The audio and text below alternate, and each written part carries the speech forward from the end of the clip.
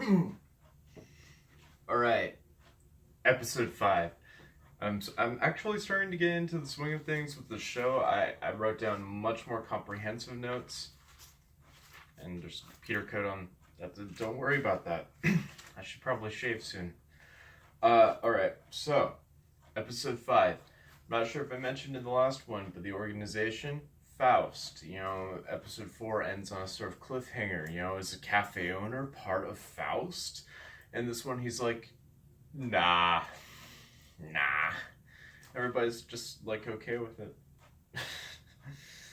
um, apparently, apparently the Faust organization is after the girl Masora, and she's somehow related to Mars. Maybe she's a Martian.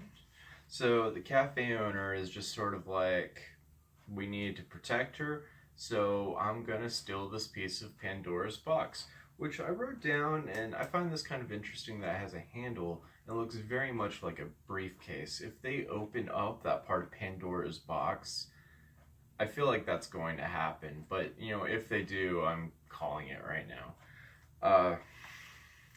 While they were talking about the whole situation, though, I noticed that they were also playing foosball, and it seems almost like the cafe owner is toying with Sento Kiryu, the main character, because like the way he's talking, each time he says something important, he's also like rotating the foosball thing, and it goes back and forth, and it just, that coupled with like the entire thing of what he's been doing so far, which is like he was the one, the cafe owner was the one who actually activated Pandora's box, and he doesn't really have a good explanation for that. He just says like, that's, I felt weird back then, which is a very bad excuse for unleashing chaos and separating Japan into Seito, Hokuto, and Toto. Just we do find out some information. We find out that Sento Kiryu is not actually named Sento Kiryu, that his actual name is probably Seto Toru, or I'm so bad at pronouncing Japanese. Seto Toru, whatever. He was originally in a band with a guy named Tatsuya, and I don't really know what kind of music they played or even what instruments they played, but his hair was very messy, as is mine currently. So that's cool. So I guess what happened was Tatsuya needed money, probably for like rent or whatever, and so to get the money, Sento, or Seto at the time, is like, I'll just try this new drug company, and they're experimenting with drugs, and I'll try drugs to get you money. And this is revealed throughout the episode, which is interesting, and I could see that happening. It definitely, in the first episode, when he reveals his resume, and the only thing on it is a physicist, comma, probably, and now we're finding out he wasn't actually a physicist. He was just like a burnout who was like, I'm gonna join a band. And it's like, is your amnesia actually your motivation to get shit done? Is the fact that you don't remember your old life enough to get you started with a new one and be good? It's just insane.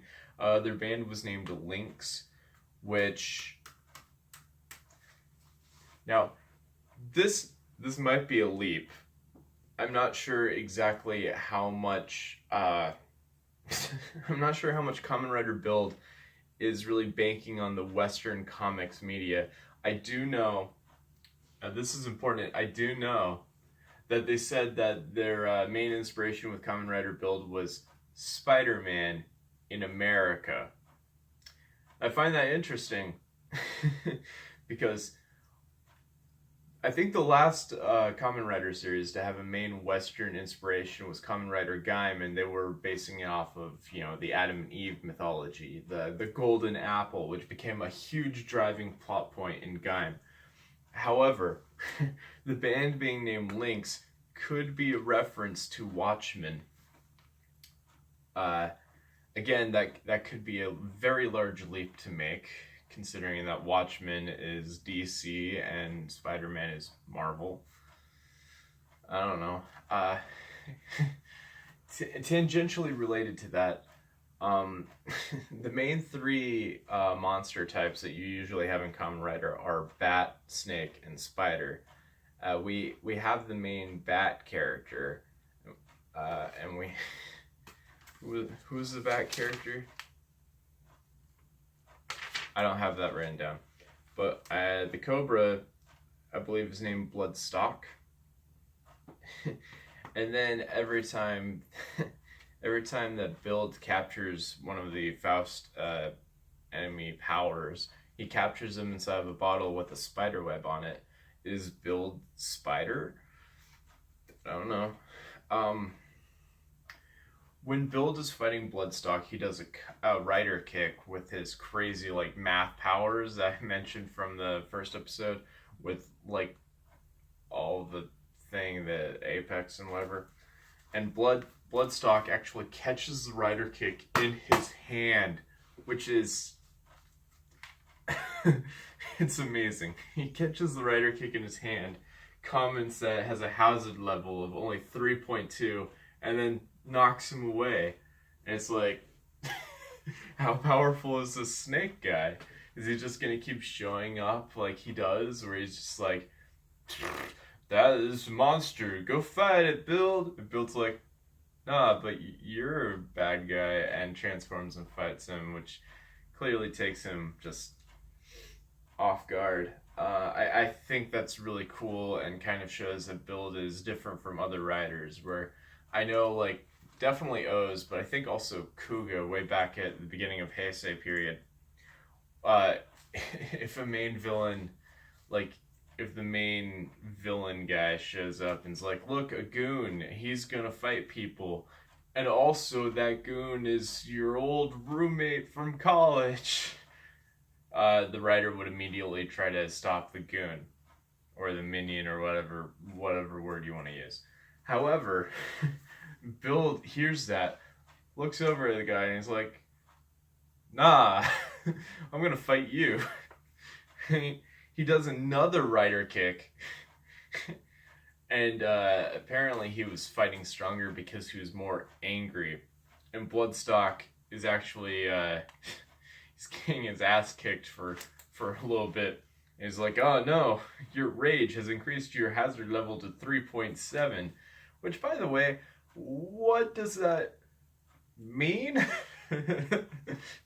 Is 0.5 really that much of a difference that it changes from you being able to block it with your hand and just toss a rider kick coming your way, but 3.7 you actually have to actively fight and dodge? Is there what's the opposite of hazard level? Is there a caution level where that's your defense points or something, and you have to make sure that his attack doesn't go through? I don't know. So Tatsuya, like I said, was turned into the monster, the goon. When I said college roommate, yeah, his room is messy. My room's pretty messy too, so I guess I can't really judge. But I don't have giant trash bags full of garbage everywhere. They're behind the camera, don't you worry. He turns into a smash monster. And what I find interesting about that one is it seems to be themed around either bike chains or locks or just regular chains, which, again, spoiler territory, but I did look up some information before I started watching the show, because the information and pictures all came out before the first episode even aired. And we do know that one of the riders is going to be a dragon mixed with a lock. Dragon lock. And that's going to be interesting. I feel like Ryuga, since he already has the dragon bottle and is now chasing down the lock smash, according to the next episode and the cliffhanger to this one, I feel like he's definitely going to be a dragon lock rider. I mean, that's just... I have a bruise on my arm? So the new form introduced in this episode, and last episode we saw the bottle, the ninja bottle. In this episode, he mixes it with the comic bottle, which, like I said last week, seems to be that whole square monster that made the squares. Ninja Comic. Which is a dumb name. I'm Kamen Rider Ninja Comic. Alright. Again, we have that scene where he's like trying to mix and match the bottles to figure out what the best match is, and Ryuga is like trying to talk to him. He's like, I don't like this Tetsuya guy. Can we talk about it? And the guy's like, Sento's like, no, I can't figure it out. Which, by the way, the bottles, if you're not familiar with the show, and I really should be using clips, but I'm not. The bottles at the very top of each bottle has a little slash, and it shows the letters for each of the best matches, which I'm still thinking is how Ryuga figures it out so fast. He's like, comic, yeah, just click, best match. And he's like, oh my god, you did it. How did you do that? Alright, can we talk about the thing? We should make a weapon now. Something that mixes ninjas and comics. A sword? Ryuga's like, whatever, man. Whatever. And he goes off to bed. And it's fine. So, Ninja Comic has a sword called the 4-panel ninja sword. And I find it really cool because each of the panels can be individually activated. And each one has a power. I will say that the fight was kind of lame. I've been saying this since episode 1, but I feel like the budget is just, the budget for the show just seems really interesting. I don't think they're going to be able to keep it up. And I definitely think the Ninja Comic fight kind of shows how that's going to happen. Because, like, it has the duplication power, but it looks bad. So one of the panels is duplication, and it has that thing where you're standing here and a whole bunch of ninjas just appear around you, and they're all Kamen Rider Ninja Comic, which is a purple and yellow, and it looks kind of cool. It's like, what, Lakers colors? It's cool. One of the other ones is that it's flame sword. The sword is on fire, which he mentioned while he was sketching out the designs for the sword, which we all know the sword was just going to be a toy anyway, but I do appreciate the fact that Sento seems to be building all the toys that are going to be in the show. It's good. Yeah,